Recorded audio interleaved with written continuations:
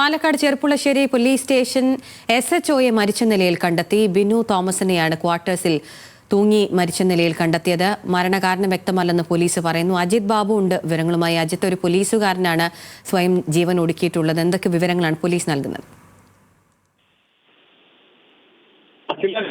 കോട്ടയത്തിൽ വിശ്രമിക്കാൻ എത്തിപ്പോയ CI തിരികെ എത്താതിരുന്നപ്പോഴാണ് പോലീസുകാർ അന്വേഷിച്ചു ചെന്നത്. ഈ സമയത്താണ് അദ്ദേഹം മരിച്ച നിലയിൽ കണ്ടെത്തുന്നത്.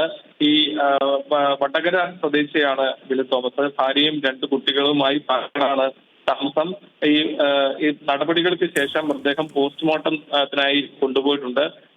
ഈ കാര്യവുമായി ബന്ധപ്പെട്ട് വലിയ തരത്തിൽ നാട്ടില് സൂചിപ്പിച്ചതോടെ തന്നെ ചോദ്യങ്ങളടക്കം ഉയരുന്നുണ്ട്. എന്താണ് ഇത്തരത്തിലുള്ള ജീവനൊടുക്കാനുള്ള കാരണം, അല്ലെങ്കിൽ എന്ത് സംഭവിച്ചതാണ് സാഹചര്യം ഉൾപ്പെടെയുള്ള കാര്യങ്ങൾ മനസ്സിലാക്കേണ്ടതുണ്ട്.